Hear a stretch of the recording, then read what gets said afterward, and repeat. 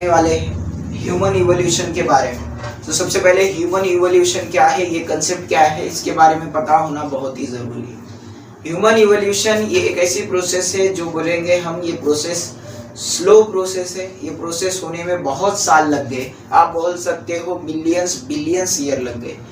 एक billions year का जो वक्त था, जो समय था, वो समय गुजर कर आज हम डेवलप होकर एक ह्यूमन बने हैं, ठीक है। लेकिन सबसे पहले तो हमें ये चीज़ जानना ज़रूरी है कि अगर क्वेश्चन एग्जाम में इसका क्वेश्चन आता है, जैसे कि what is mean by human evolution, ठीक है, ह्यूमन इवोल्यूशन क्या है, तो कितना उसमें लिखना चाहिए या कितना ह्यूमन इवोल्यूशन के बारे में हमें लिखना होगा, ये मैं इस वीडियो में बताने वाला हूँ आपको।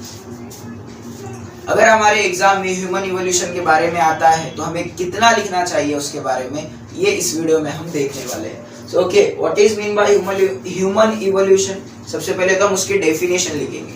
डेफिनेशन क्या कहती है हमें कि ये एक इवोल्यूशन है जो कि स्लो प्रोसेस है। It is a slow process where humans originated from ape like ancestor.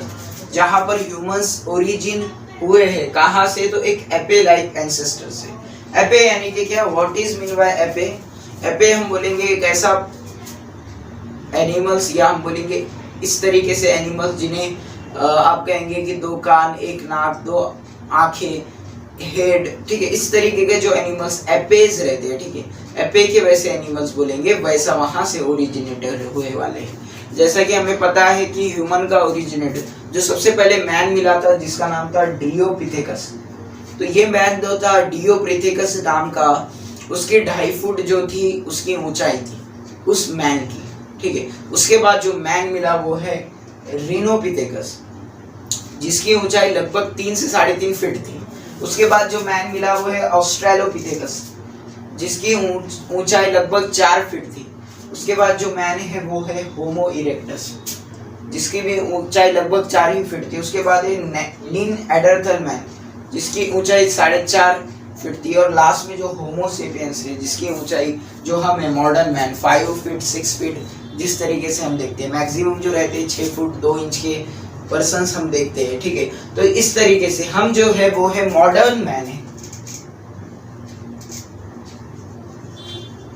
हम मॉडर्न मैन है, और जिसे हम होमो सेपियंस कहते हैं, ठीक है। तो बहुत सारे इवोल्यूशन प्रोसेस में बहुत सारी चीज़ें होती है, जैसे कि हम बोलेंगे कि जो हमारे आईब्रो रहते हैं वो आईब्रो से और फोरहेड बहुत चिपके हुए थे, ठीक है, इनकी ज़्यादा, और वो आईब्रो भी जो थे हमारे वो कैसे थे, बहुत ज़्यादा हेवी थे। आप बोलेंगे हेवी यानी कि वजनदार। तो ये निएंडरथल जो मैन होते हैं, यहाँ पर जो आईब्रो थे, आईब्रो का शेप और फोरहेड, ये दोनों भी कैसे थे, दोनों भी एक जगह से चिपके हुए थे।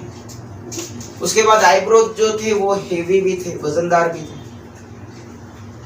ठीक है। तो इसी तरीके से हम बोलते हैं कि ये जो ह्यूमन इवोल्यूशन है ये एक स्लो प्रोसेस है, और ये स्लो प्रोसेस हुए वाली है एपे लाइक एंसेस्टर, यानी कि एक एपे लाइक एनिमल्स था जहां से हम सब ओरिजिनेटेड हुए, और आज हम मॉडर्न ह्यूमन बोल के लाइफ जीते हैं, ठीक है। तो उसके बाद हम देखेंगे कि दूसरा पॉइंट, दिस एविडेंसेस और that evidences show that the physical and behavioural traits यानी कि character share by people originated from the same ancestor. इस पॉइंट से हमें ये समझ में आता है कि हमारे जो बिहेवियर है, हमारे जो कैरेक्टर है, हमारी जो आदतें हैं, ये आदतें अदर्स एनिमल से भी मिलती जुलती है। जैसे कि अगर हम देखते हैं कि सडन एक आधी एक्टिविटी हुई तो हम बैक ऐसा मुड़ जाते हैं, ठीक है। मंकीज या आप बोलेंगे कैट्स, डॉग्स, इनमें भी अगर ऐसी सडन एक्टिविटी हुई तो वो भी क्या करते हैं, एक एक्शन लेते हैं, सडन एक्शन, यानी कि पीछे देखने की हो गई, या फिर हो गए उस पर जाकर उससे बात, उसके अटैक करने की, या आप बोलेंगे कि उनका स्ट्रक्चर भी देखिए, एनाटॉमिकल या फिजियोलॉजिकल स्ट्रक्चर, तो स्ट्रक्चर भी बहुत सिमिलर है, बहुत मिलता जुलता है। जैसा कि हम बोलेंगे इनके स्ट्रक्चर में, इनके आप बोलेंगे कैरेक्टर में बहुत ज़्यादा सिमिलरिटीज आती है। सिमिलरिटीज यानी कि आप बोलेंगे एक सादृश्य होता है, या जो सेम चीज़ें होते हैं, एक जैसे चीज़ें होते हैं, वो सिमिलरिटीज रहते हैं। तो ह्यूमंस में, एनिमल्स में, इनमें भी एक सिमिलरिटी होती है जिसे हम पैलियोनॉथ्रोपोलॉजी कहते हैं, ठीक है। तो ये सिमिलरिटीज होते हैं जहाँ पर हम बोलेंगे कि ह्यूमंस में भी होते हैं और एनिमल्स में भी होते हैं। उसके बाद अगर हमने देखे तो humans have a great Apis. अगर सबसे अच्छे एपेस की बात करें, अगर सबसे अच्छे एपेस इनमें से ये जो 6 है मैंने लिखा कर दिए वाला है, और यही सीक्वेंस है, और यही सीक्वेंस के हिसाब से अगर आपको बोला मैंने इनमें से सबसे बड़ा और महान ग्रेट एपेस कौन सा है, तो वो है होमो सेपियंस, यानी कि मॉडर्न मैन। ये सबसे बड़ा एपे है, और ये आप बोलेंगे कि ये एक सबसे काबिल एपेस है, काबिल एपेस में से एक है, जिसे हम होमो सेपियंस कहते हैं। ठीक है, तो इस तरीके से ड्रियोपिथेकस, रिनोपिथेकस, ऑस्ट्रेलोपिथेकस, होमो इरेक्टस, नीनएंडरथल मैन, देन होमो सेपियंस। इस तरीके का जो सीक्वेंस है आपको याद करना पड़ेगा। जैसा कि एक मराठी में है, डॉक्टर कडे आहार नाही। अगर हम बोलते हैं ऐसा, डॉक्टर कडे आहार नाही,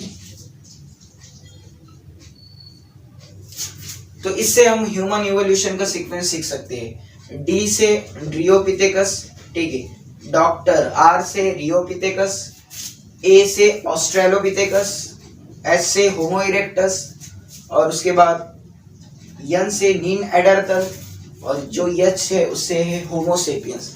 तो इस तरीके से हम इसका सीक्वेंस याद कर सकते हैं, डॉक्टर कडे आहार नाही। ठीक है, तो ये ट्रिक्स, छोटे मोटे ट्रिक्स रहते हैं जिसके जरिए हमें सीक्वेंस याद हो जाते हैं। तो इस तरीके से ह्यूमन इवोल्यूशन है।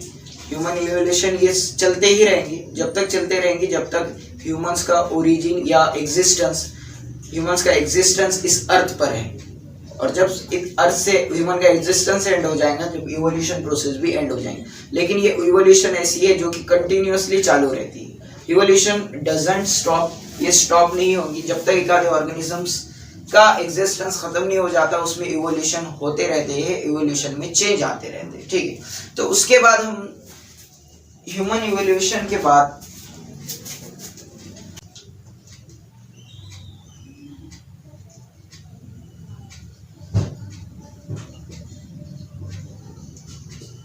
पॉलियोनॉथ्रोपोलॉजी, ये कंसेप्ट क्या होती है? तो ये कंसेप्ट है कि ह्यूमन इवोल्यूशन के बारे में अगर आप डिटेल में स्टडी करते हैं, detail study of human evolution,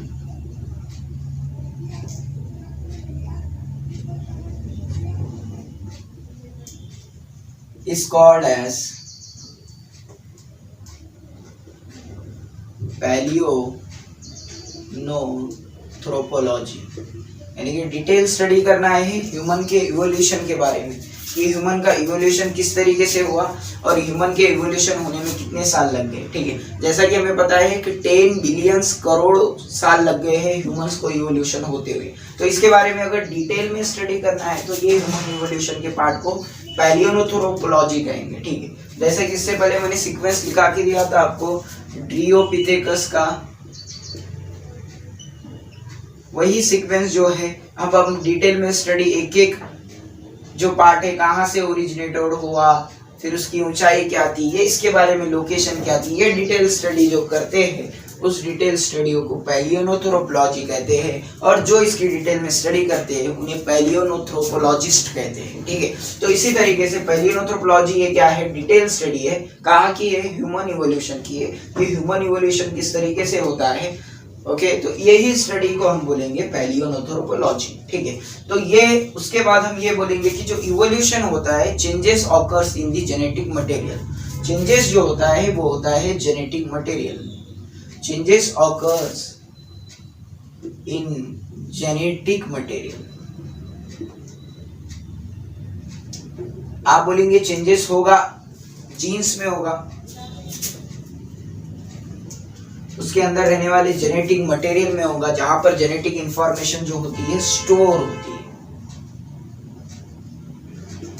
genetic information store होती है, जेनेटिक इंफॉर्मेशन स्टोर होने के बाद ये इंफॉर्मेशन ट्रांसफर भी होती है। अगर एक आधा कैरेक्टर अगर एक जगह से दूसरे जगह पर अगर कैरेक्टर का ट्रांसफर हो रहा है तो जेनेटिक इंफॉर्मेशन ट्रांसफर भी होती है। इसमें चेंजेस भी आते हैं, फर्क भी आते हैं, बदल भी आते हैं। ठीक है, तो ये सब जो चेंजेस आ रहे हैं, बदल आ रहे हैं, ये सब आ रहे हैं, और सब चेंजेस जो है वो जीन्स में आ रहे हैं। यहाँ पर इंडिविजुअल में फर्क नहीं हो रहा है, वो इंडिविजुअल जैसा कि वैसा सेम रहेगा, सेम इंडिविजुअल रहेगा, लेकिन उसके अंदर जो चेंजेस हो गए वो चेंजेस हो गए उसके जीन्स के, उसके कैरेक्टर के, ठीक है। तो इंडिविजुअल सेम से रहेगा, यहाँ पर एक ही इंडिविजुअल रहेगा, यानी कि एक ही ऑर्गेनिज्म। अगर ह्यूमन में इवोल्यूशन हो रहा है तो यही इवोल्यूशन जो है ये इवोल्यूशन आगे की ओर जाएगा। ह्यूमन जैसा कि वैसा रहेगा, ह्यूमंस में कुछ तब्दीली नहीं होगी, ह्यूमंस में कुछ चेंजेस नहीं होंगे। ओके, ह्यूमन ऐसा कन्वर्ट नहीं होगा, बोले बात चेंजेस हो गए लेकिन कन्वर्जन नहीं होगा, जैसा ह्यूमन कन्वर्ट हो गया एनिमल्स में, इस तरीके का इवोल्यूशन कुछ भी नहीं करता है। यानी कि इंडिविजुअल जो रहता है वो सेम रहता है, लेकिन चेंजेस कहाँ आते हैं तो जेनेटिक मटेरियल में आते हैं। और ये इवोल्यूशन प्रोसेस है जो कि है, आप बोलेंगे ये कंटिन्यूअसली हो रही,